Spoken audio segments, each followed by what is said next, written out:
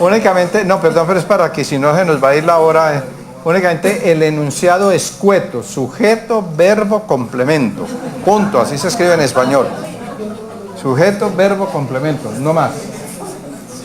¿Sí? Sin discursos.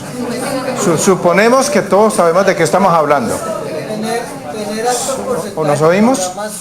Tener altos porcentajes de programas acreditados. Altos porcentajes de los programas acreditados. Sí, eso es respecto a la cantidad de programas acreditables. Pues vamos a el que ya tenemos. Sí. Bueno, el tener entonces, el tener alto número de programas acreditados. Bien. Laura va a ir escribiendo eso, muy bien. Listo, segunda. Segunda, estrategias para disminuir la deserción. El que se tienen estrategias. Estrategias para la disminución de Entonces, tener estrategias para disminuir deserción. Y tercera. Tener una cultura de emprendimiento e innovación de nuevos programas académicos. Tener cultura de emprendimiento, ok. Si alguno cree que no es cierto, se queda calladito. Sí, porque no es armamos despelote. Queda calladito. Sin nada de... Repetimos la primera, programas acreditados. Ok. Sí, una cosa muy importante, no nos repitamos, construyamos. Ampliación de la cobertura. ¿Qué quiere decir ampliación de cobertura? ¿Que estamos haciendo esfuerzos para ampliar cobertura? Exacto, en los municipios. Ah, ok. Ampliación de la cobertura y también la parte de crédito directo. ¿Crédito directo? El crédito directo a los estudiantes.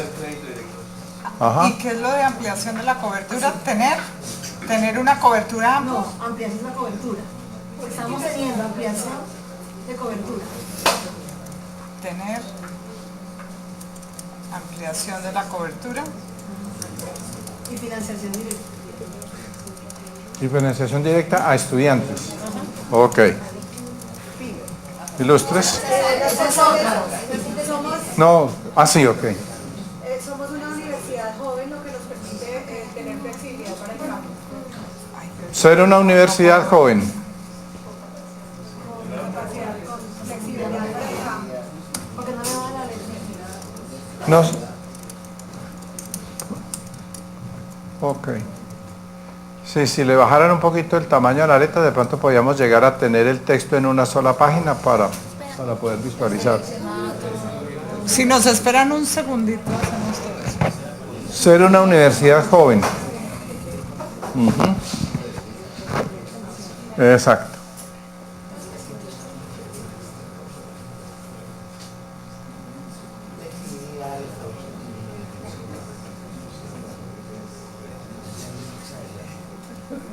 Ser una universidad joven con flexibilidad para el cambio. No, abajo. La- ok. No.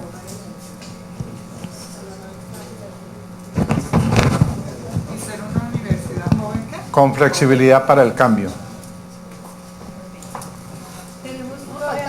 Sí. Tenemos un permanente compromiso con el cumplimiento de la misión de la universidad. Permanente compromiso. Con el cumplimiento de la misión. Si le preguntaran a la mesa de 1 a 100, ¿en qué porcentaje vivencian que la gente tiene el compromiso? Creo que en un 80-90%. Y si la pregunta se reduce a los directivos, a todo el grupo que estamos aquí. Con honradez, sin exageraciones. ¿Ah? Un acto de fe dice que 90. Entre 80 y 90. 80 y 90, ok. Y nos falta una. Falta una. La cultura de autoevaluación. Cultura de autoevaluación en la búsqueda de la excelencia. Cultura de autoevaluación, ok. Bien. Aquí. Tenemos la oferta de la Universidad de Municipios dirigida a estratos bajos. Muy bien. En que la universidad simultáneamente. A estratos tal vez queda mejor de menores ingresos. A estratos de menores ingresos. Y es que la universidad simultáneamente ofrece programas universitarios y tecnológicos diferenciados. Ah, sí, o sea, el tener esa, esa oferta, esa diversificación en la oferta. Técnicos y tecnológicos. ¿Cómo?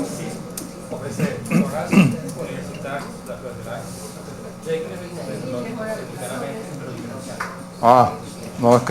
Oferta de programas técnicos y técnicos, tecnológicos y universitarios diferenciados. Tecnológicos y universitarios diferenciados. Muy bien. ¿Alguna otra? La otra era la de acreditación. Ok, ya está. ¿Y usted?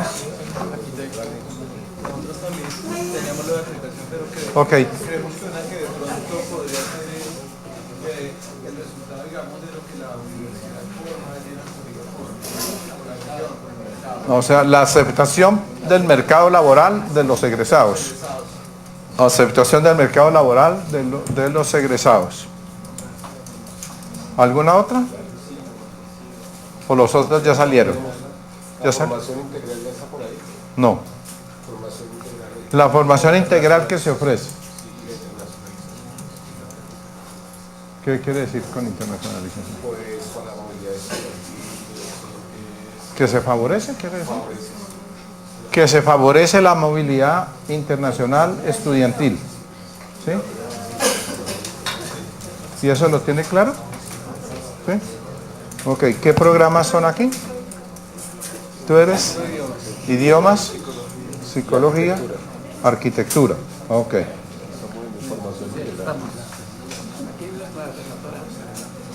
La universidad busca la organización constantemente y presenta un ambiente sano y agradable. Ok, el ambiente laboral. Sí, un ambiente sano y agradable. Sano y agradable. Muy bien, ¿algo más? La universidad tiene muy claro el compromiso regional y por lo tanto tiene un reconocimiento social en esa región.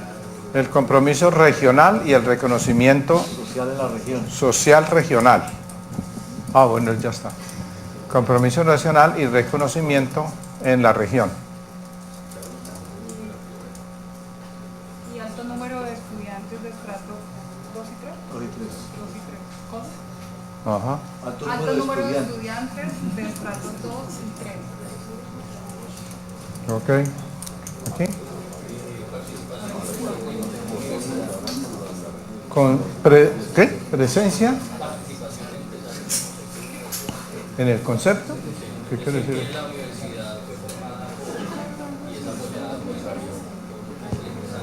Ah, entonces apoyo del sector empresarial a la universidad, en la universidad o a la universidad. ¿Cómo? Ah, en la creación de la universidad. Ajá. Apoyo del sector empresarial en la creación de la universidad. Ya, muy bien.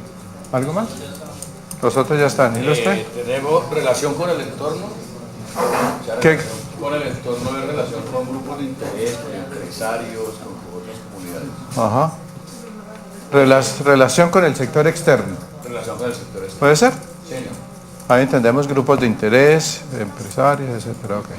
Políticas de acceso a los estudiantes, se ha visto desde el ángulo de que la universidad le facilita a las personas poder tener acceso a créditos. Ah, pero ya no estaba. Allá en la mesa de allá. Y uso de tecnologías para el apoyo a la docencia.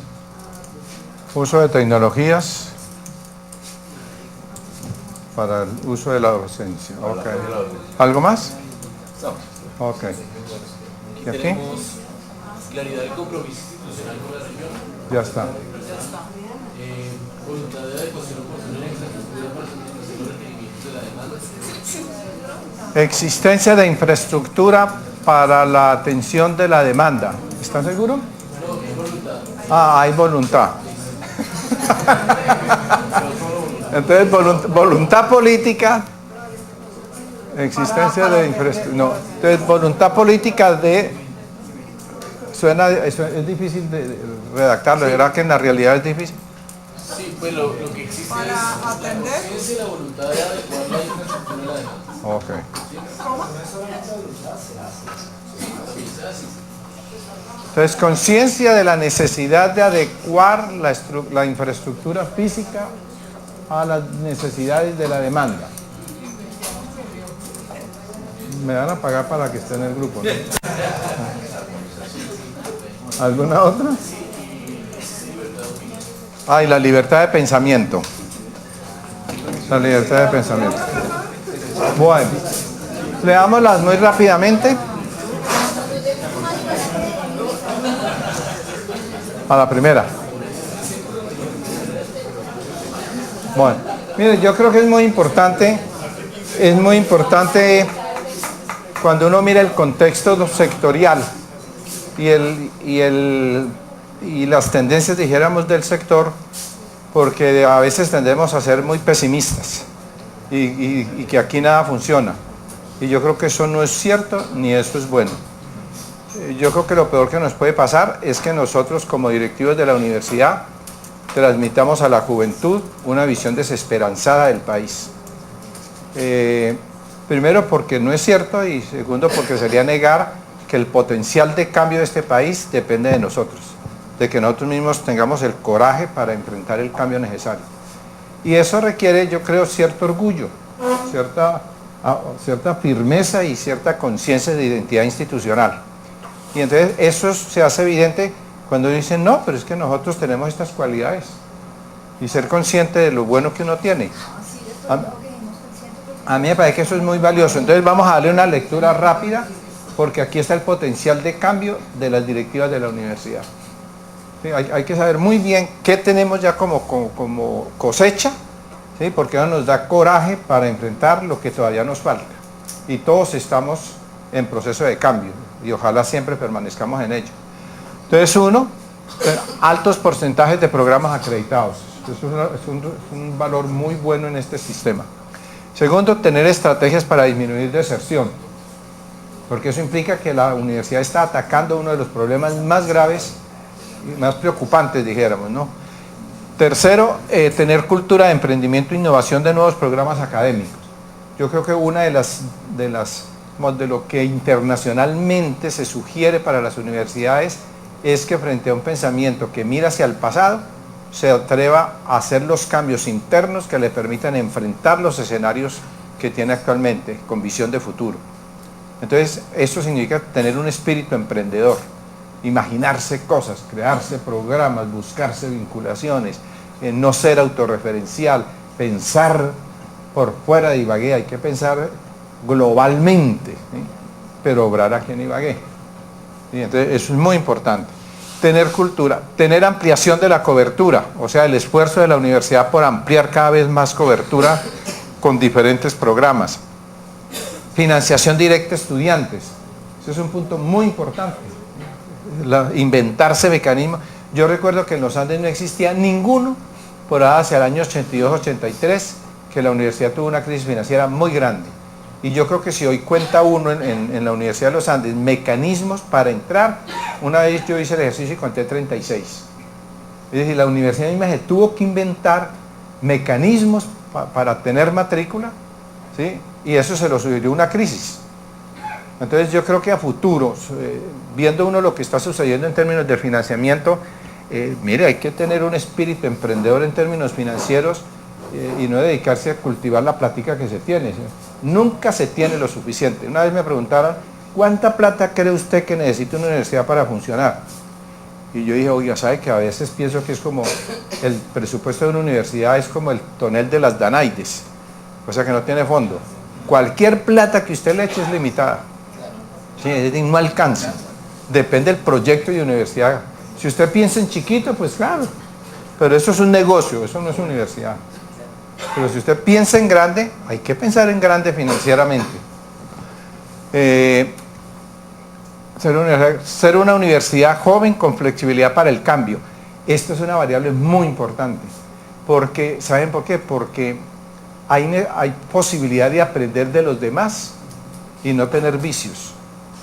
¿Sí? Entonces lo peor de unos viejitos son las mañas, que no se las quita a nadie. ¿Serio?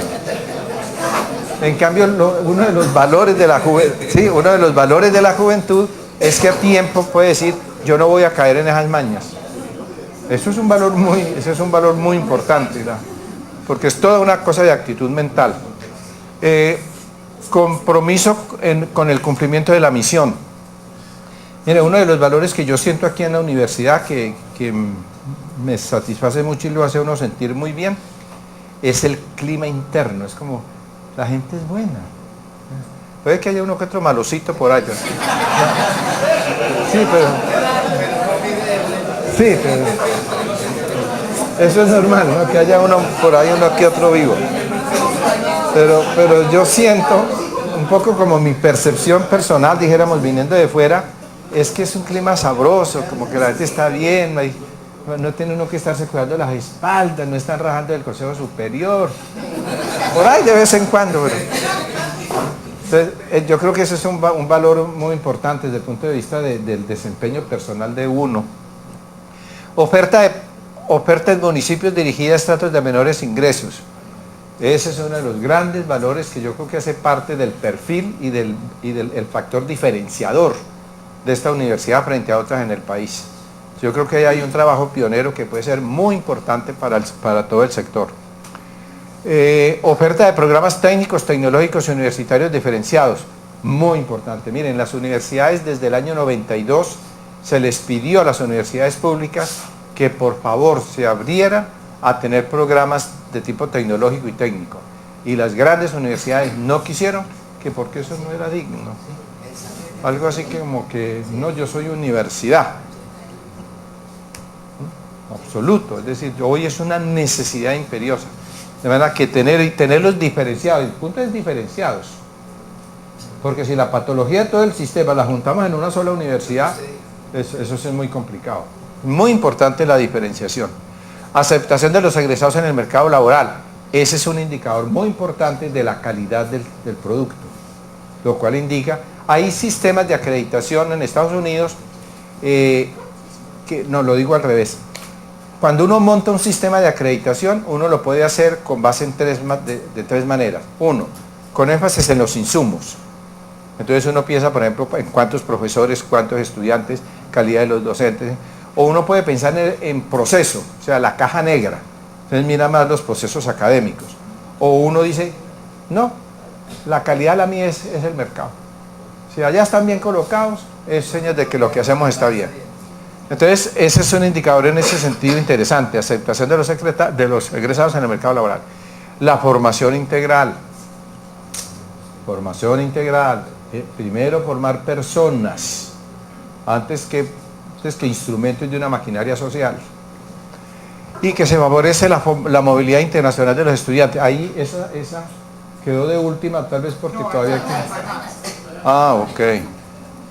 Ambiente laboral sano y agradable, ya lo habíamos dicho, compromiso regional y reconocimiento en la región, alto número de estudiantes de estrato 2 y 3, o sea que es una universidad que busca ser incluyente, menos elitista, que es lo típico de la universidad tradicional.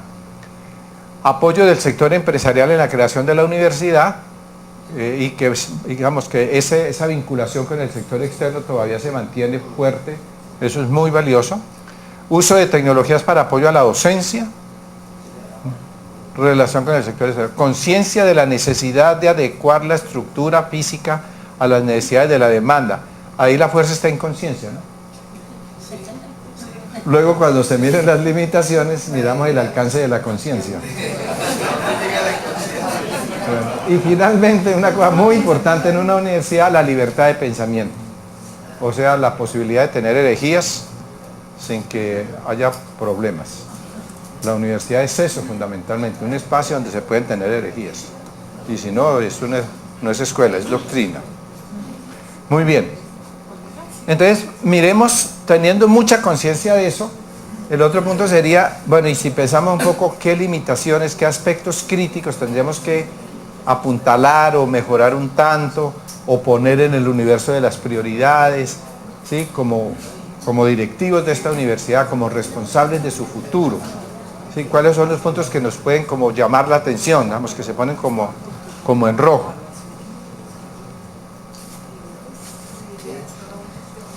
Sí, disculpe. Bajo nivel de formación doctoral de los docentes. O sea, el nivel del profesorado. El nivel del profesorado. Muy bien. Segundo. Financiar la universidad solamente en función de la matrícula de los estudiantes. O sea, la dependencia de las matrículas para el financiamiento de la universidad. Muy bien. Y una incipiente estructura en investigación. Y la incipiente estructura de investigación. Muy bien. Un momento, por favor. Dependencia del financiamiento de las matrículas. ¿Y la tercera era cuál? Incipiente estructura de investigación. Bien. ¿Ilustre? Vamos construyendo, ¿no? Sin repetirnos. El bajo impacto de la investigación a la resolución de problemas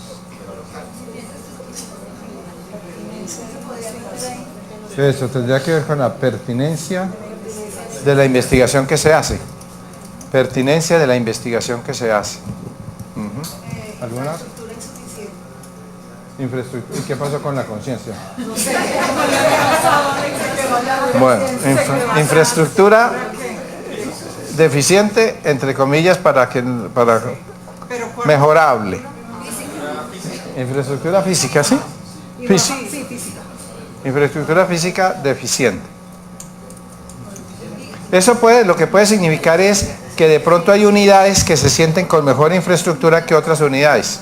¿Ustedes de qué No, somos diferentes. ¿Ah? Ingeniería, promoción, paz y región. Pero programas, digamos. Ingeniería. Ok. Bueno.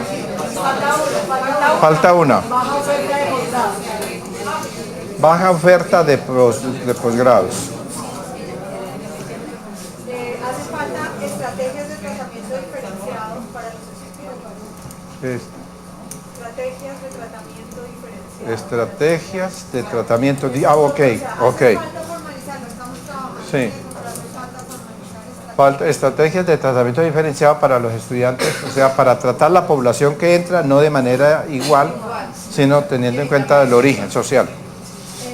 Limitada capacidad para la generación de resultados científicos y tecnológicos. Limitada capacidad para generar resultados científicos y tecnológicos. ¿Eso no se podría decir de manera más sencilla? ¿Qué quiere decir? O sea, puede que la investigación, porque el otro grupo dice que la investigación no es pertinente, puede ser pertinente, pero no tenemos la capacidad para aplicar esos resultados. Pero ¿se producen y la dificultad es para aplicarlos o la dificultad es para producirlos? Para producir. O sea, desarrollo, poco desarrollo. Poco desarrollo en materia de ciencia y tecnología. Podría ser la que nosotros pensamos entonces y por eso desarrollamos solo la frase infraestructura de innovación incipiente, porque está cerrando eso y eso, o sea, lo pensamos en ese sentido. Y hasta ahorita está empezando, en sentido general, hasta ahorita estamos dando, entonces esa es la deficiencia, la debilidad. O sea, estamos encerrando. O sea, la productividad en materia de investigación científica y tecnológica está todavía limitada. Entonces, Ok. entonces, limitada productividad. Bien, ¿algo más? No, una que algunos lo nombraron como fortaleza, pero nosotros consideramos que hacen falta mecanismos formales para facilitar la interacción con el entorno. O sea, sí tenemos interacción, pero faltan mecanismos formales. Falta institucionalizar, digamos. Falta de mecanismos formales para la interacción con el entorno. ¿Suficiente? ¿Quedaron agotados? No. El bajo número de docentes de planta. Bajo número de profesores de planta. Okay.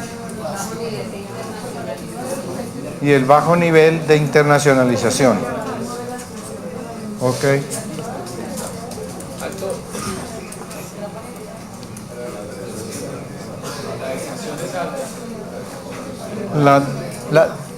Nivel de deserción. Alto nivel de deserción. ¿Cuál más? Ya están. Los que ya estén. Está centrada en la docencia. ¿Qué? La universidad está centrada, el trabajo del docente está más en la docencia y en la administración con la investigación. El tiempo. Entonces, baja dedicación de los docentes a la actividad de investigación. ¿Sí? Baja dedicación de los docentes a la actividad de investigación.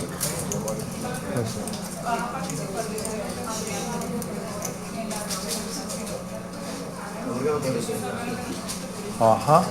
Limitada presencia de los estudiantes y profesores en los organismos de decisión, en los órganos de decisión de la universidad. ¿De la universidad o de las facultades?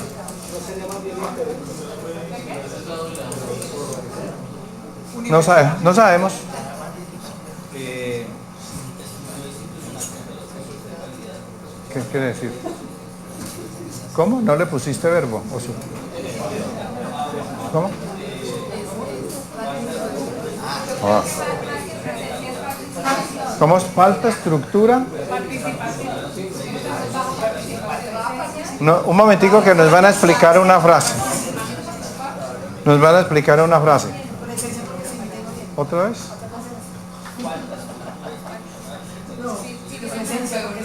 Falta estructura institucional frente a los procesos de calidad.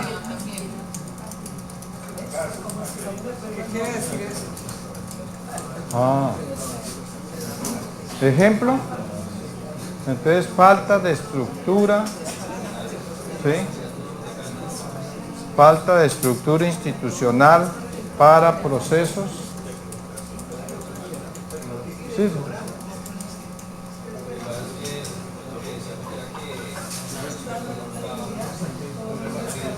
¿Qué cosa? ¿Educación qué? Ah.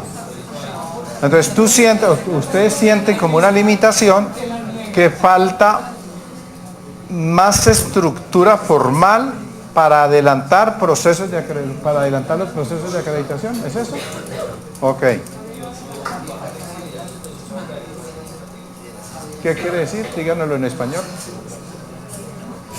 ¿Falta burocracia o sobra?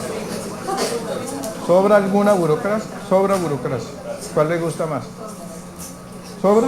Sobra burocracia. Que sobra burocracia, dicen aquí. Para explicar eso. O sea, ok. En el sentido de Max Weber, pues, ¿no? Bueno. Todo está. Porcentaje de investigadores activos. ¿Qué pasa? Parece que son bajos. Ah, entonces dígalo. Bajo porcentaje de investigadores activos. Esa es otra. No, sobra burocracia, no lo pongas ahí porque... Esta parte.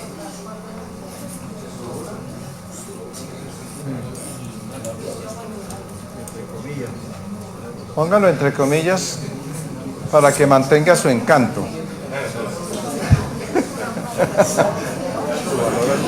Decíamos que bajo porcentaje de investigadores. Ah, ya, ok. Bajo porcentaje de investigadores activos.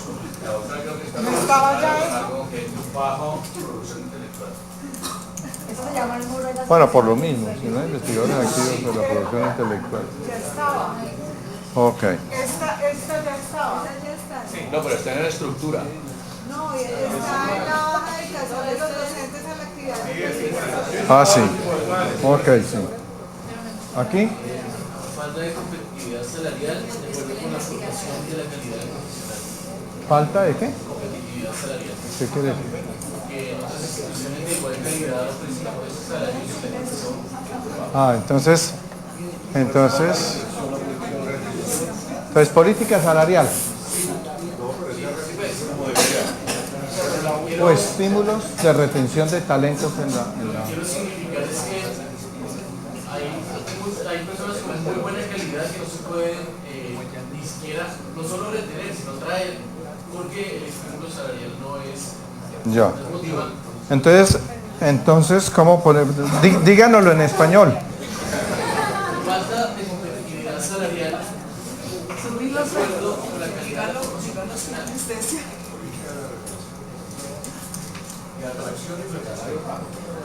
Sí, porque es una cuestión de competencia. Es decir, cuando otra institución Y no puede poner bajos salarios para efectos de retención de profesores y atracción de otros. Pues más clarito, pues. Bueno, ok. Bueno, ¿qué es lo importante? Volvámonos a poner.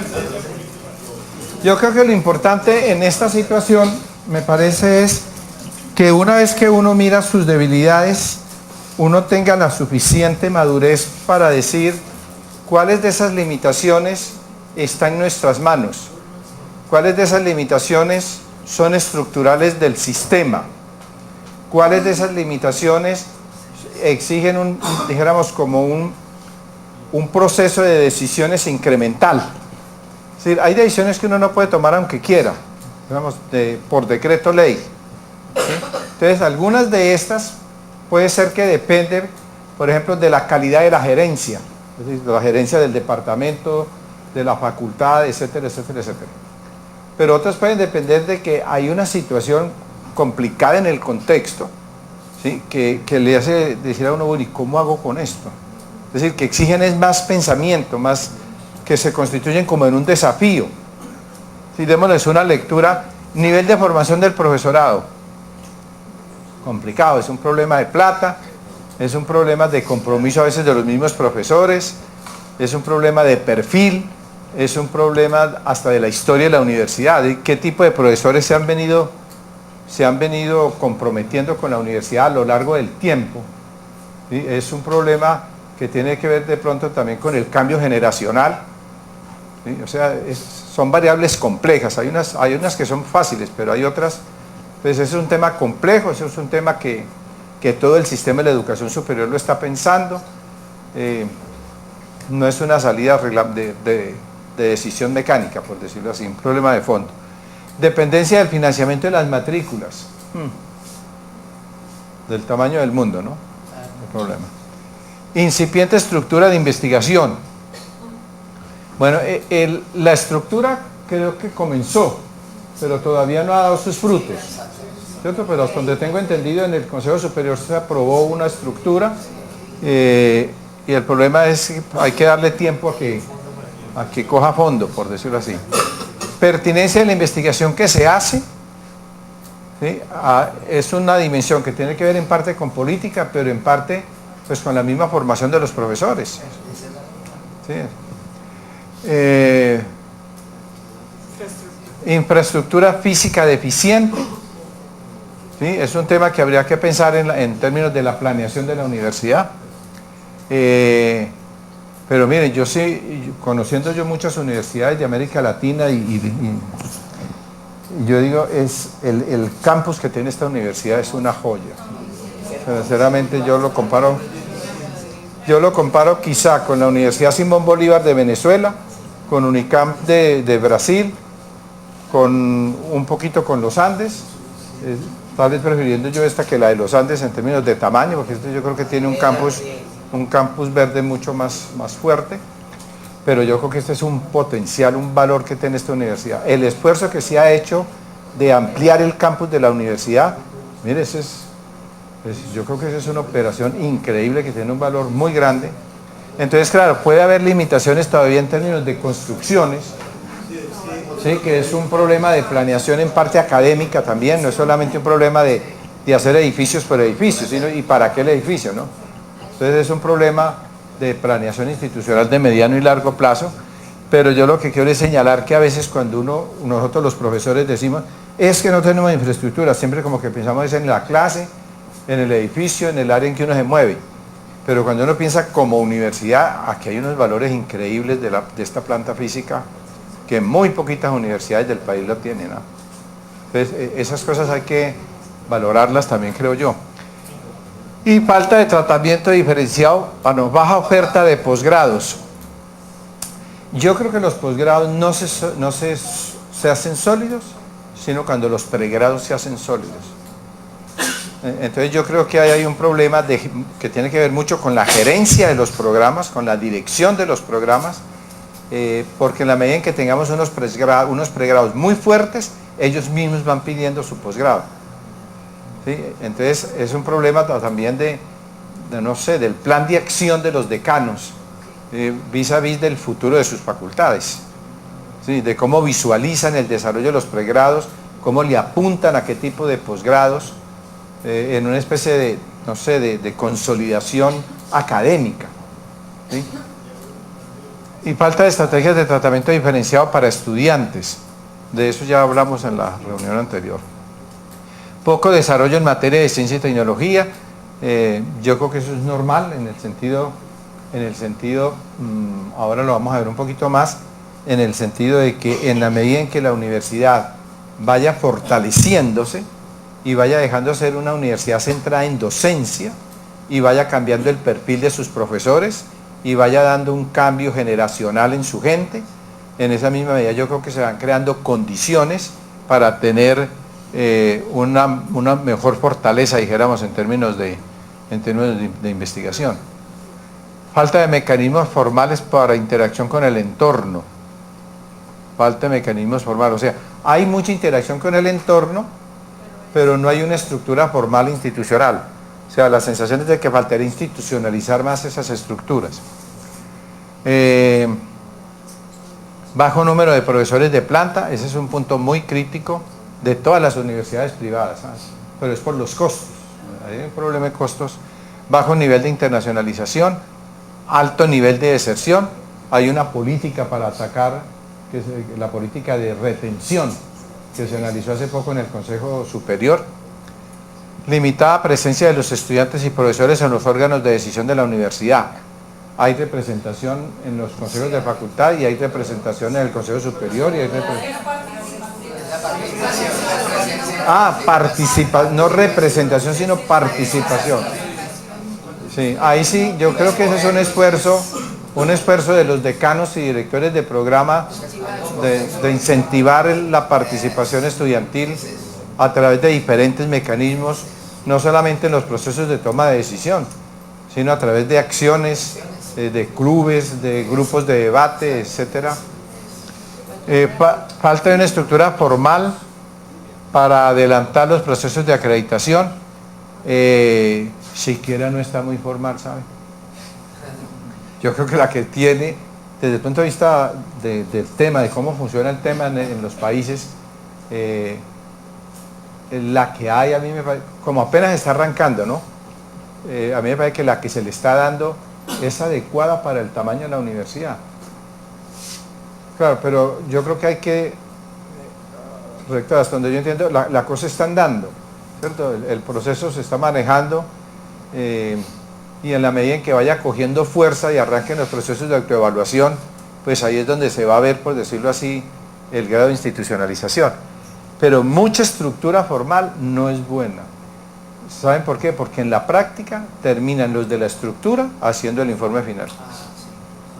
Entonces, esa sí es la mejor manera para que la cosa sea lógicamente cierta y realmente falsa. Esa es la realidad. Entonces yo creo que vístame despacio que estoy de afán.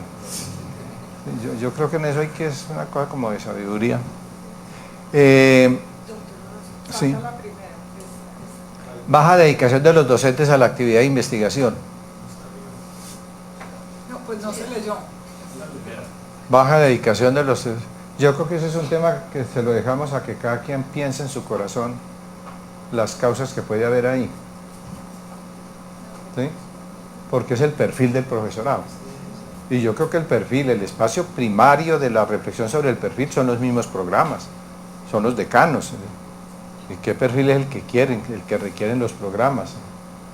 Y ahí hay problemas de fondo, claro, como la edad de los profesores, el tipo de formación que han recibido, las condiciones para la producción intelectual, la capacidad que tienen para hacer investigaciones.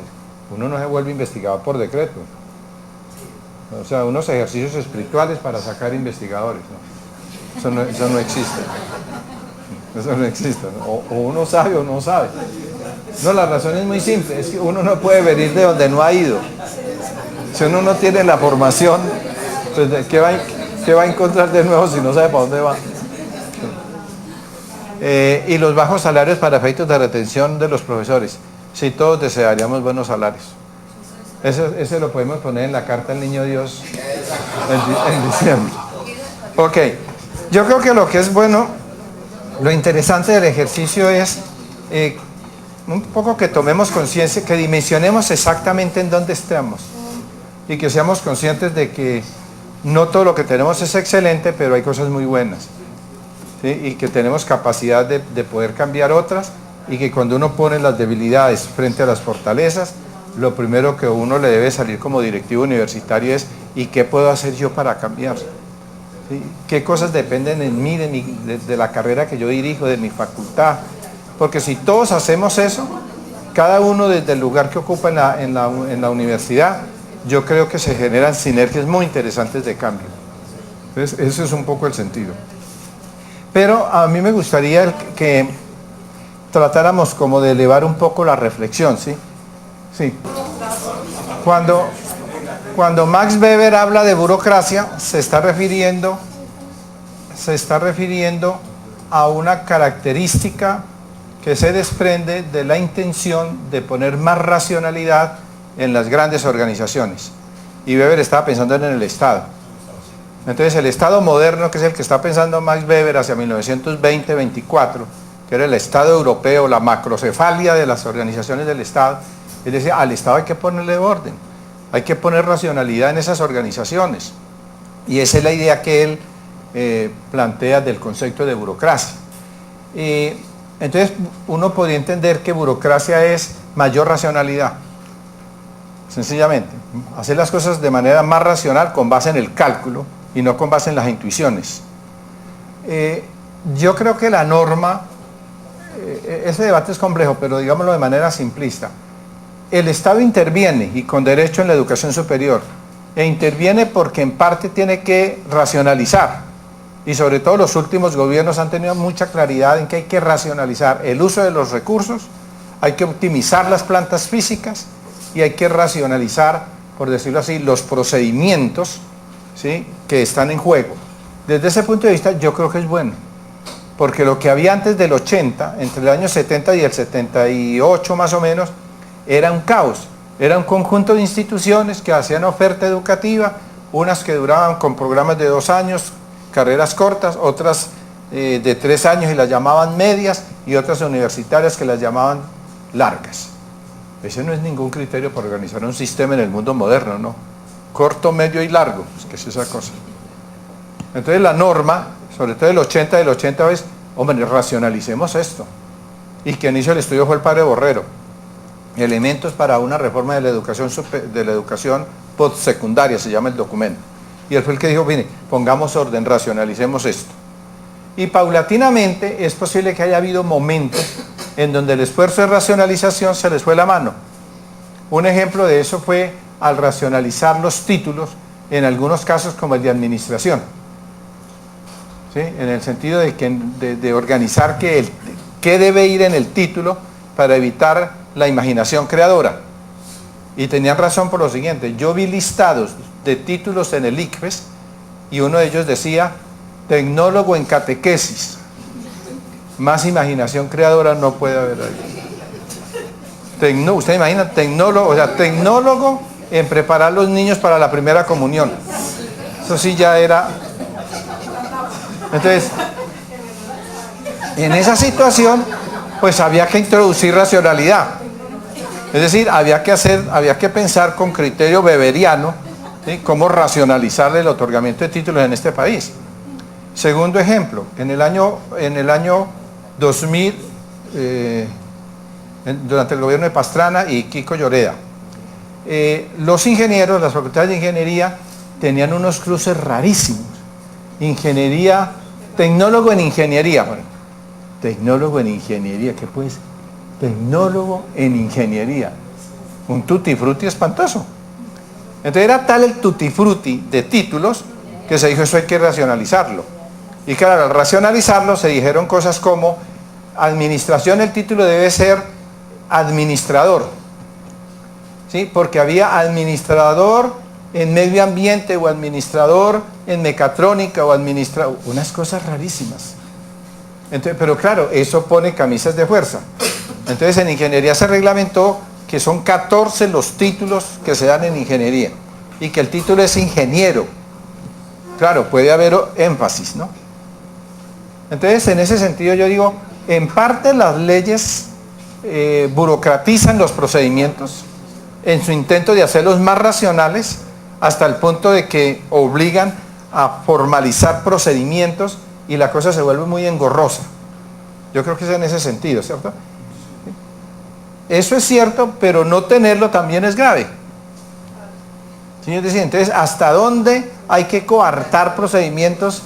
Es un problema de la eficiencia del Estado y fue uno de los objetivos de la reforma del Estado que la dirigió Cárdenas, ¿sí? de cómo mermarle, cómo reducir procedimientos, y en el Instituto SER, ¿no? Creo que también fue un tema muy central en una época de cómo restar los procedimientos inútiles para los ciudadanos en las relaciones con el Estado.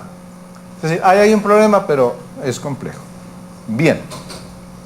Entonces decía que tratemos de recoger en una visión más global, dijéramos, esta dinámica, dijéramos, de transformación que tiene el sistema de educación en Colombia y que es bastante afín al de América Latina. Yo quisiera subrayar unos cinco puntos, digamos, que enmarcan las dinámicas de transformación del sistema en Colombia y que no son colombianas, sino que tienen que ver es con el marco global de América Latina y algunas inclusive más allá. La primera me parece que es la siguiente, la primera tendencia es la globalización. Podemos estar o no de acuerdo con el significado de globalización, ese es un concepto que se ha vuelto a veces muy ideológico en la discusión, pero entendamos sencillamente que, como diría McLuhan, esto se volvió una aldea global. El mundo se nos metió aquí y no nos dimos cuenta.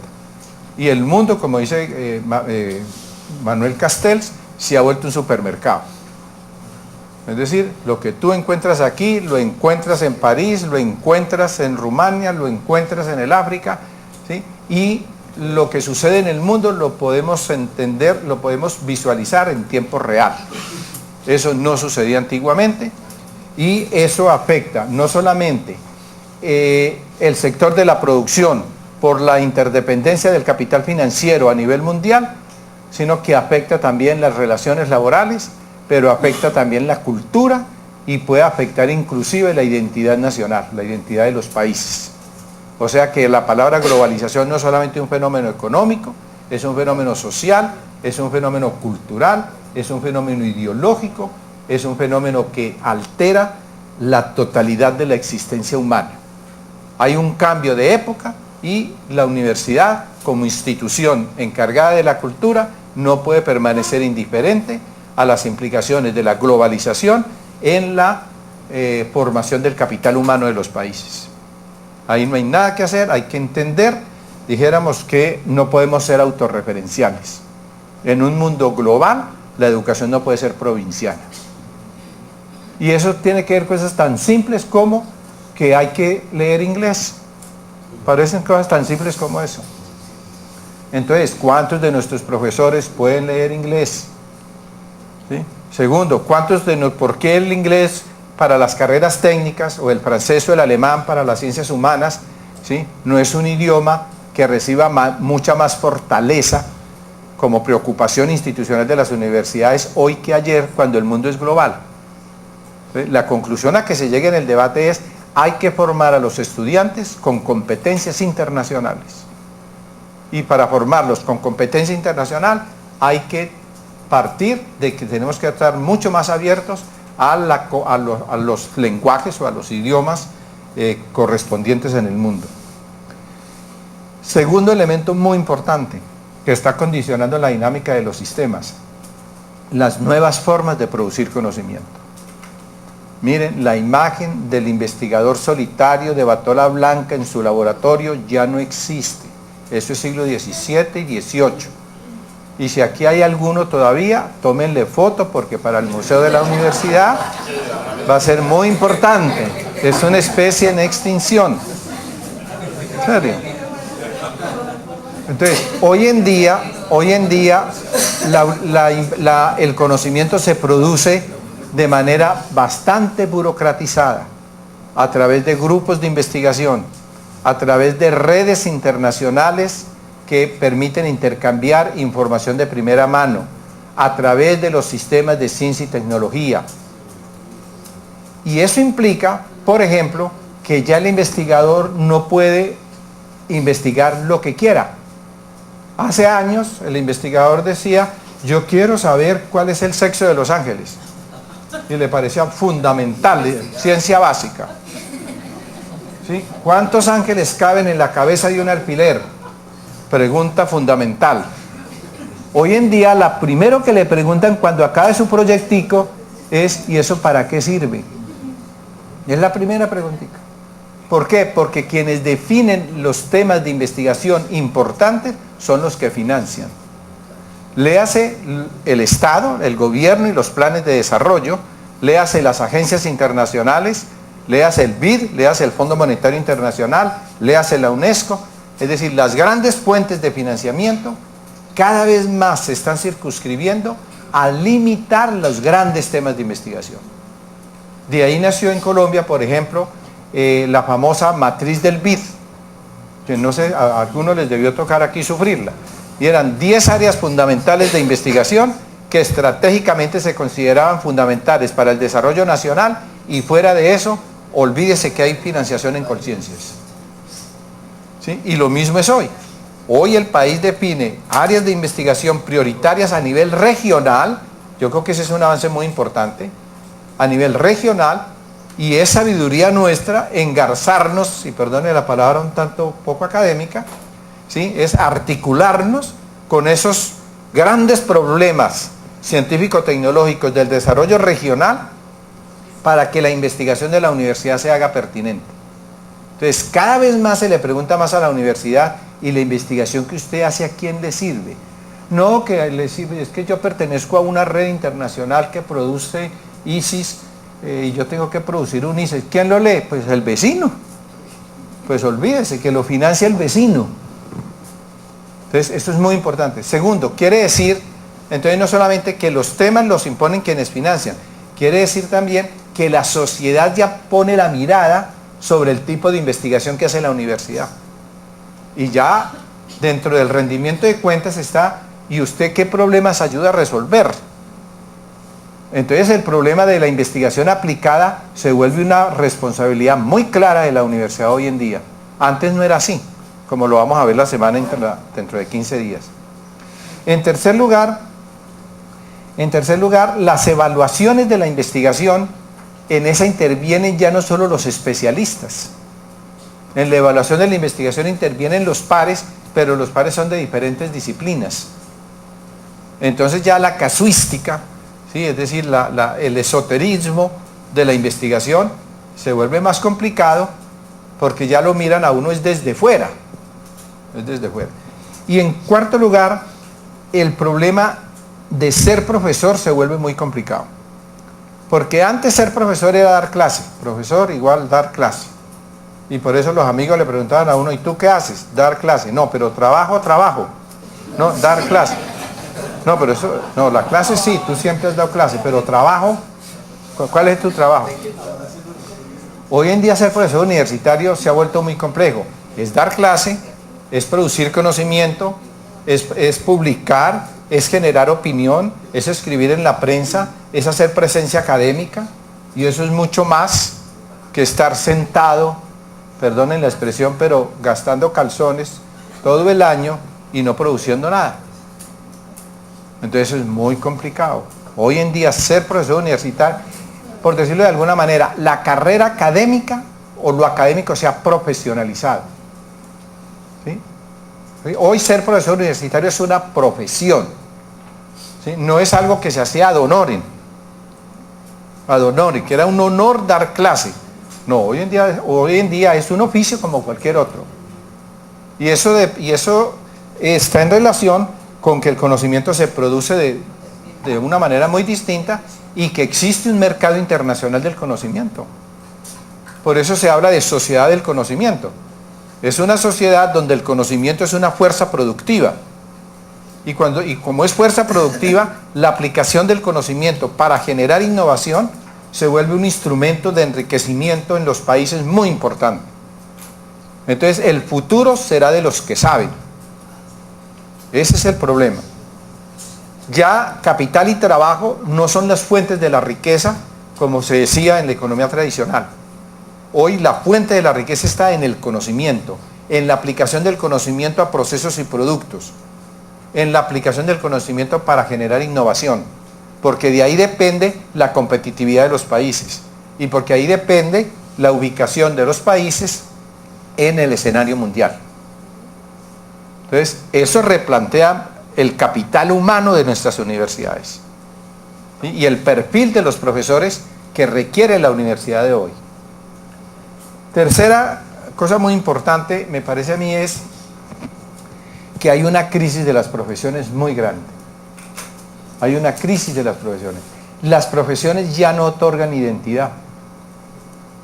Y no otorgan identidad. Antes ser abogado era claro, yo soy abogado. Era tan claro que en los pueblos chiquitos ponían en la puerta de fuera de la casa, fulano de tal, abogado. O no, fulano de tal, médico. Fulano de tal, juez. Y eso daba identidad. Hoy no encuentran esa plaquita ni en Buga, que era donde más, en el Valle era donde más había familias tradicionales con su plaquita en la calle. Ni en Buga.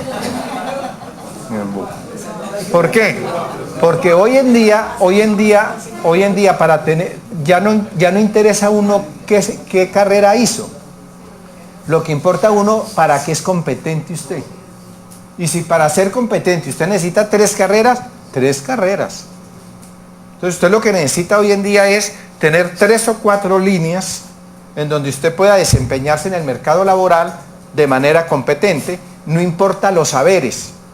Y por eso detrás del enfoque de competencias, lo que está es justamente eso, que el capital de los países hay que formarlo para que sean competentes, y eso no implica necesariamente transmitirles el dominio de todo el campo de la disciplina, sino la porción del campo que usted requiere para ser competente en la solución de determinados problemas. Robert Reich, que la literatura se las di allí, era el asistente del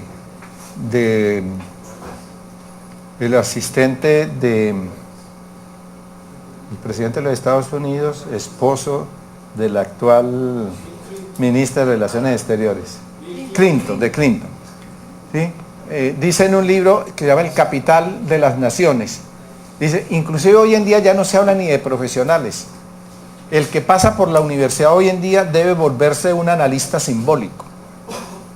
Un analista simbólico es la persona que sabe identificar problemas donde los demás no los ven. Problemas quiero decir capacidad para disolver puntos de no coherencia en procesos o en situaciones, ¿no?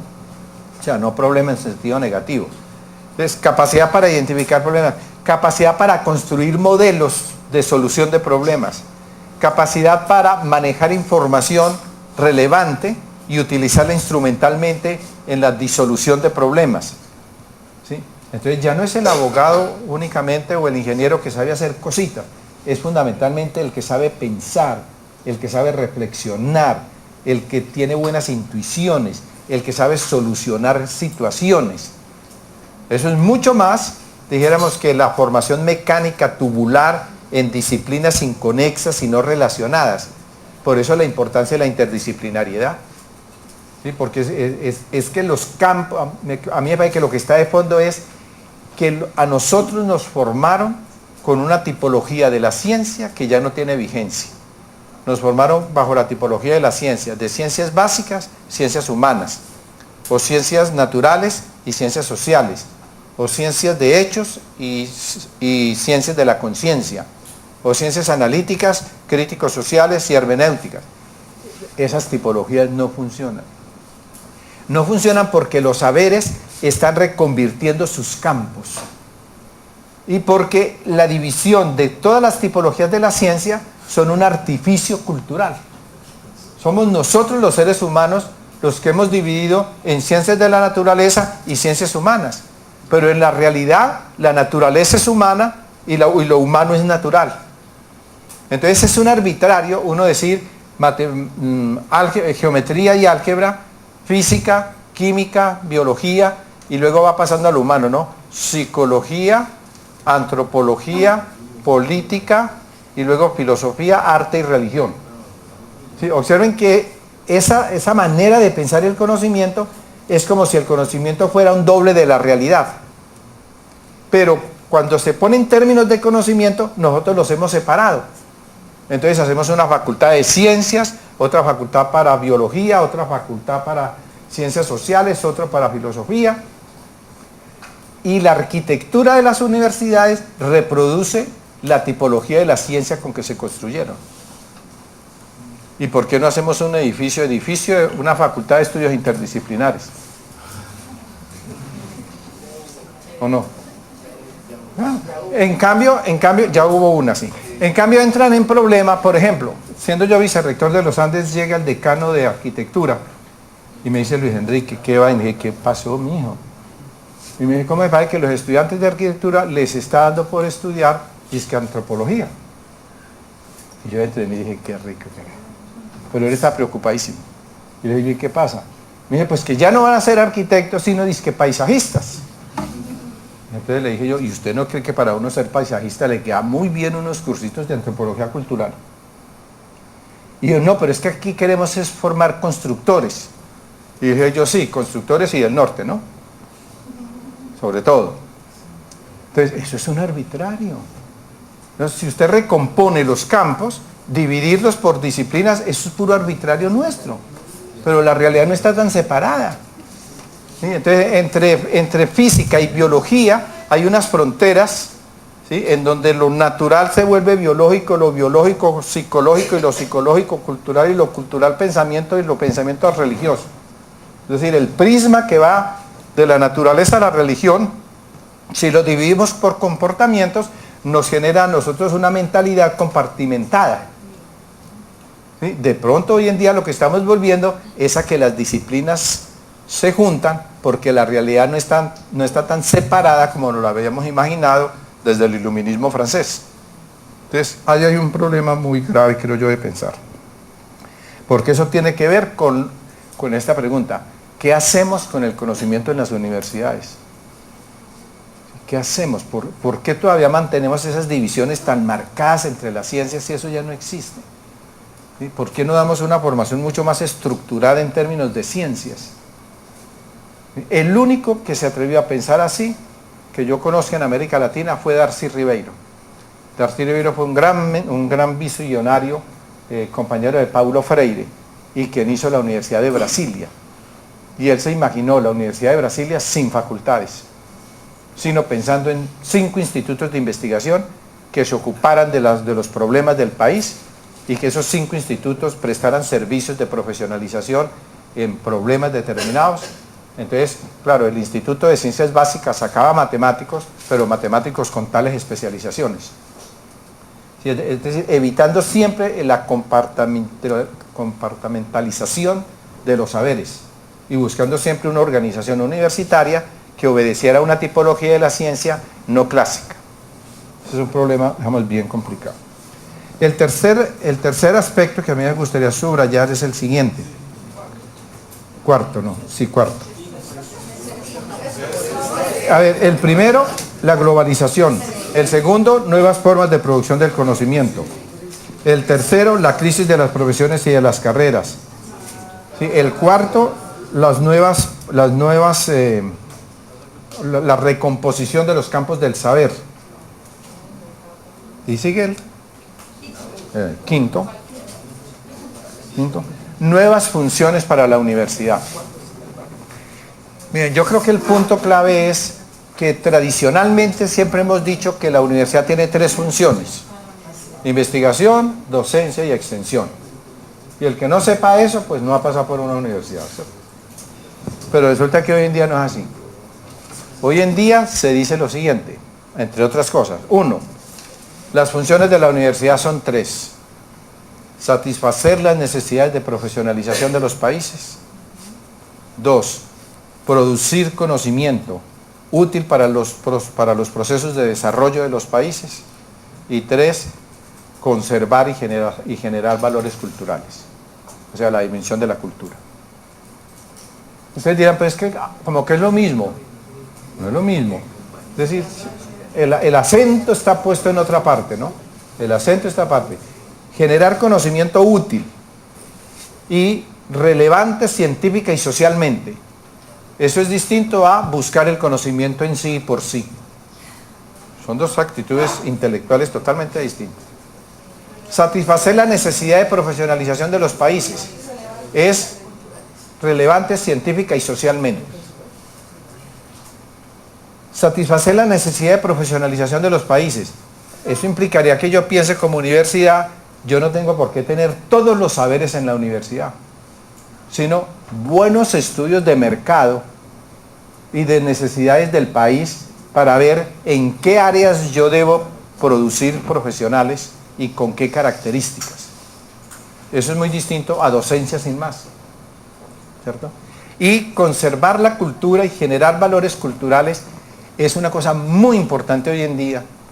¿Por qué? Porque necesitamos fortalecer la sociedad civil, porque necesitamos generar actitudes de participación en todos los ciudadanos, porque necesitamos educar en la ciudadanía moderna, porque necesitamos formar gente crítica, porque debemos dejar de formar, no, porque debemos evitar el que por no formar comunistas estemos formando malos capitalistas.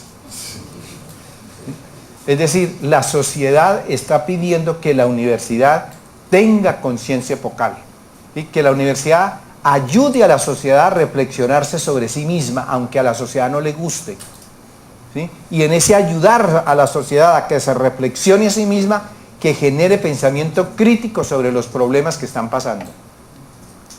La sociedad hoy considera ilegítimo el silencio de la universidad sobre los problemas del país.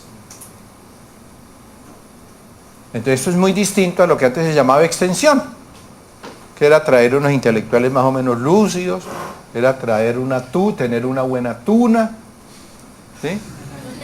¿O no? Eso es distinto a ser pertinente para el país. Entre tener tuna y tener conciencia ético-política es muy distinto. Entonces yo creo que hoy se están redefiniendo nuevas funciones que replantean nuevas tareas para la universidad, a veces muy contradictorias, ¿no? Porque le piden a veces a la universidad que produzca profesionales en serie, pero a la vez que los forme integralmente. Entonces uno a veces como que no sabe, ¿sí? Entre formación integral y formación en serie como que no canciona la tarea. Y así sucesivamente. Cada vez nos piden más tareas como universidad. Y cada vez que nos piden más tareas, como que uno dice, ¿y será que yo todavía soy universidad? O yo soy una agencia que produce profesionales en serie y investigación aplicada en serie, ¿y dónde quedaron las grandes tareas del espíritu universitario? Lo vamos a ver mejor esa contradicción en las clases siguientes, dentro de 15 días, cuando miremos la idea de universidad que tenían los clásicos frente a la idea de universidad que tenemos hoy. Y mañana vamos a mirarla desde otro punto de vista. Lo que quiero es señalar que hay un problema. A la universidad se le piden nuevas funciones, a la universidad se le piden nuevas tareas. Parecería que esas funciones y tareas como que son contrarias a lo que histórica y conceptualmente se ha pensado que debe ser la universidad. Y ahí hay un problema, dijéramos, que debiéramos pensar.